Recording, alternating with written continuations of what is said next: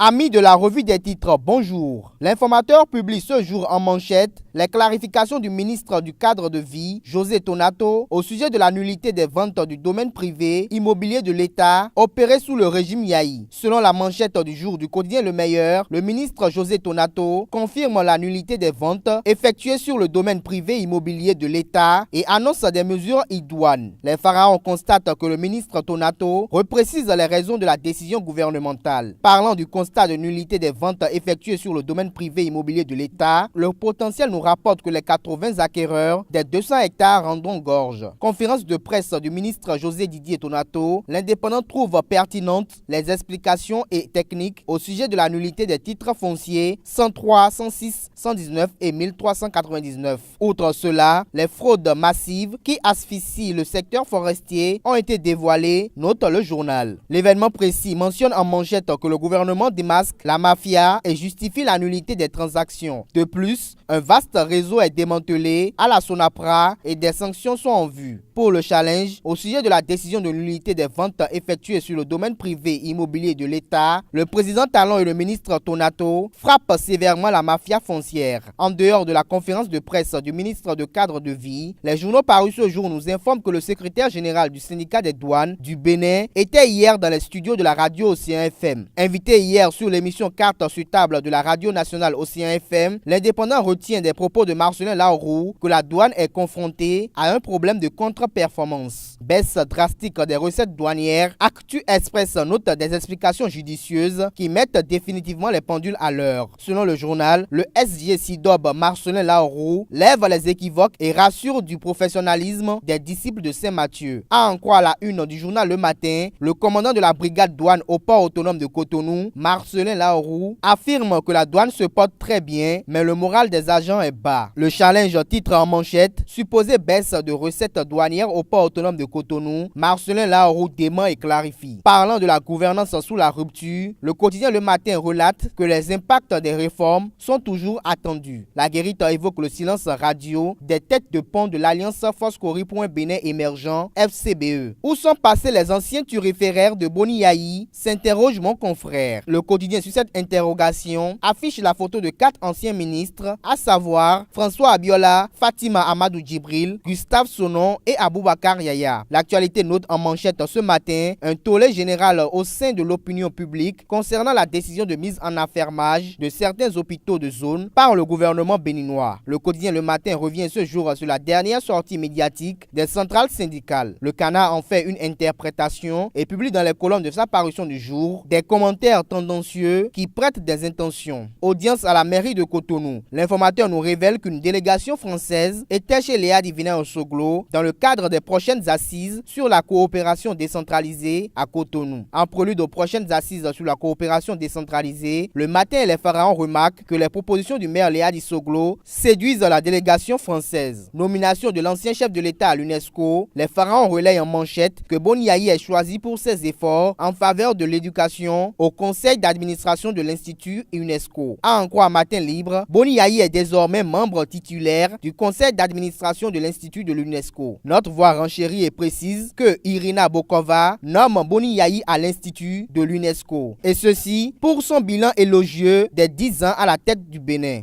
Selon le journal, l'Organisation des Nations Unies pour l'éducation, la science et la culture a été notamment séduite par les efforts consentis dans le secteur de l'éducation par l'ancien chef de l'État. Actu Express parle ce matin du calvaire des usagers suite à la décision de suspension d'exploitation du bois. Le journal constate que des marchandises sont en souffrance. Les pharaons dévoilent ce matin que le Bénin est le meilleur élève avec 21 ministères pour ce qui est de la taille des gouvernements dans l'espace UEMOA. Classement 2016 des pays africains selon la part de population sous-alimentée, l'économiste nous apprend que le Bénin est 17e sur les 42 pays en Afrique. Le quotidien La Guérite révèle ce jour que le docteur Raphaël Tindemé est sacré ambassadeur du progrès africain au Burkina Faso. Le quotidien note également qu'il est d'une reconnaissance de mérite au plan international et selon mon confrère, c'est le Bénin qui en sort grandi.